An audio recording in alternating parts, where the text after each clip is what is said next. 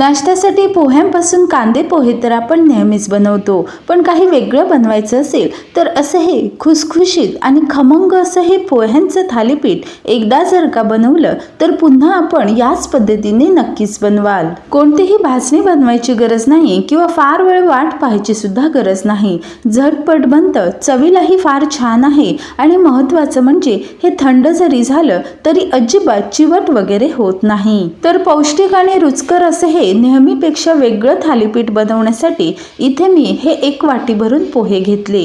पोहे पातळ किंवा नेहमीचे जाडे पोहे कोणतेही वापरू शकता। आता यामध्ये पाणी घालायचं आणि साधारण 2 ते 3 वेळा हे पोहे व्यवस्थित स्वच्छ धुवायचे। पोह्यातील हे जास्तीचं पाणी काढायचं आणि मग यामध्ये पोहे बुडतील एवढं पाणी घालून साधारण 10 ते 12 मिनिटे झाकून ठेवायचं। नेहमी आपण पोह्यांमध्ये थोडंसं पाणी घालून भिजवतो, पण यावेळी मात्र पोहे आपल्याला मऊसूत करायचे आहेत, त्यामुळे जास्तीचं जरी पाणी घातलं तरीही अगदीच चालेल। थालीपीठ चांगलं थापता यावं यासाठी हे पोहे व्यवस्थित मऊसूत भिजणं फार गरजेचं आहे।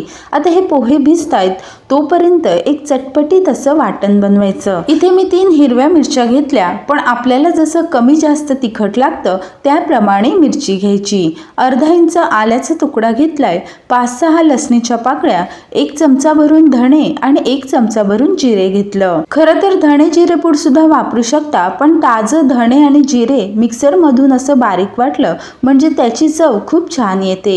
आता यामध्ये पाणी वगैरे घालायची गरज नाही, मिक्सर मधून शक्य तेवढं बारीक वाटायचं। 10 ते 12 मिनिटांमध्ये हे पोहे सुद्धा अगदी व्यवस्थित भिजलेले आहे। पोह्यांमध्ये आपण जेवढं पाणी घातलं ते सर्व यामध्ये जिरून गेलंय।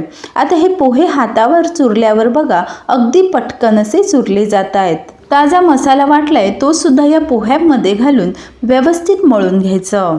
या पोह्यांसोबतच हा मसाला असा मळला म्हणजे यामधलं तिखट, धणे, जिरे या सगळ्याची चव या पोह्यांमध्ये उतरते। तर हाताने असं हलकं मळून झालं की मग यामध्ये पीठ घालायची। तर सुरुवातीला इथे मी अर्धी वाटी भरून ज्वारीचं पीठ घातलं।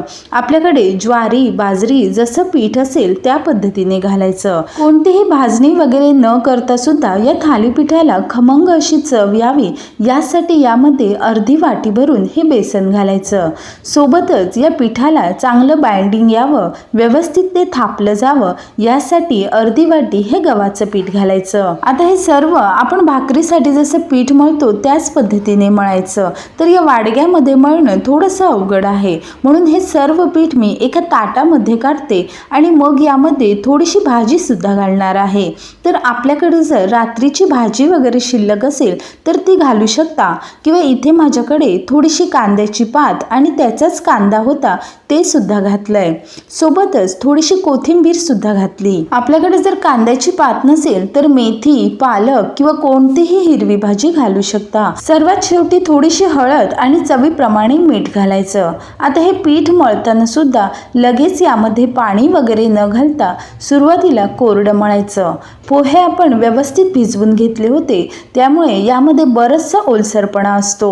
सुरुवातीला हे पीठ असं मळायचं आणि मग यामध्ये थोडा थोडा पाण्याचा हबका देत नेहमी आपण भाकरीसाठी जसं पीठ मळतो त्या पद्धतीचंच पीठ मळायचं। हे पीठ असं मळून झालं की मग याला थोडंसं तेल लावायचं आणि पुन्हा 1-2 वेळा हे पीठ मळायचं। पिठामध्ये थोडंसं असं तेल घातलं म्हणजे थालीपीठ बराच वेळ जरी ठेवली तरीही ती वातड सुद्धा होत नाहीत।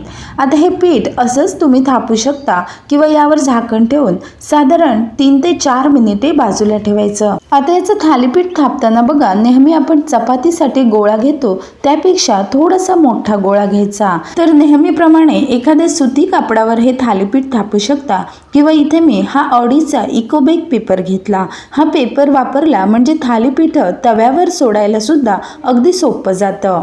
थालीपीठ अगदीच सहज थापता यावं आणि हाताला सुद्धा चिकटू नये म्हणून अधेमध्ये पाण्यामध्ये हात बुडवायचा आणि मग बघा अगदी सहज हे असं थापता येतं। खरं तर जाड पातळ आपल्या आवडीप्रमाणे कसंही थालीपीठ थापू शकता।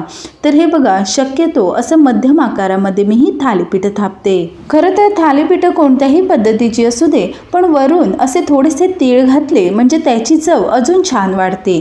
तर हे तीळ असे घालायचे आणि मग पुन्हा 1-2 2 वेळा वरून असा हात फिरवायचा, म्हणजे भाजताना ते तव्यावर सांडत नाहीत.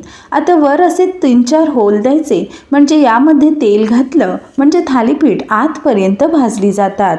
लोखंडी तवा व्यवस्थित गरम करायचा, वरून थोडंसं तेल सोडायचं आणि मग यावर हे थालीपीठ घालायचं. तव्यावर घातलं आणि वरून पुन्हा असा हात फिरवला म्हणजे बघा अगदी सहज हा वरचा पेपर निघून येतो. आता आपण जे हे वरून होल दिले त्यामध्ये थोडं थोडं तेल घालायचं आणि कढईलाही तेल घालायचं, म्हणजे हे थालीपीठ आतपर्यंत व्यवस्थित भाजलं जातं. बरं, हे थालीपीठ अगदीच पातळ आहे म्हणून वरून मी झाकण ठेवलं नाही. थालीपीठ जर थोडंसं जाड असेल किंवा मध्यम सुद्धा असेल तर वर झाकण ठेवायचं. आता एका बाजूने भाजायला साधारण 3 ते 4 मिनिटे अगदी सहज लागतात.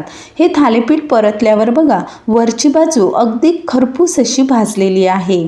आता आपल्या आवडीप्रमाणे लोणी किंवा तूप लावायचं आणि दोन्ही बाजूने अगदी छान खरपूस असं भाजून घ्यायचं. हे थालीपीठ आतपर्यंत व्यवस्थित असं भाजलं म्हणजे खायलाही खूप छान लागतं आणि वरचा लेअर तर खूप छान असा कुरकुरीत बनतो.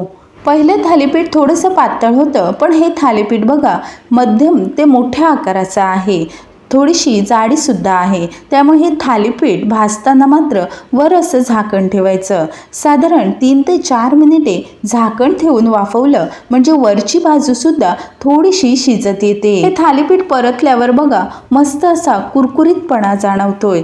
दोन्ही बाजूने अगदी खरपूस होईपर्यंत भाजायचं आणि मग वरून तूप किंवा मग लोणी लावायचं. एवढ्या साहित्यामध्ये साधारण 5 ते 6 थालीपीठं अगदी सहज होतात. तर हे थालीपीठ आपण दह्यासोबत, लोण्यासोबत किंवा नेहमी घरामध्ये जे लोणचं असतं त्यासोबत सुद्धा सर्व करू शकता. तर पोह्यांपासून नेहमीचे कांदे पोहे बनवण्यापेक्षा असे हे खमंग खुसखुशीत असं पोह्यांचं थालीपीठ तुम्हाला कसं वाटलं कमेंट करून कळवा. रेसिपी आवडली असेल तर व्हिडिओला लाईक करा आणि अशीच छान छान रेसिपी पाहण्यासाठी चॅनेलला सबस्क्राईब करा आणि बाजूचे बेल आयकॉन दाबा.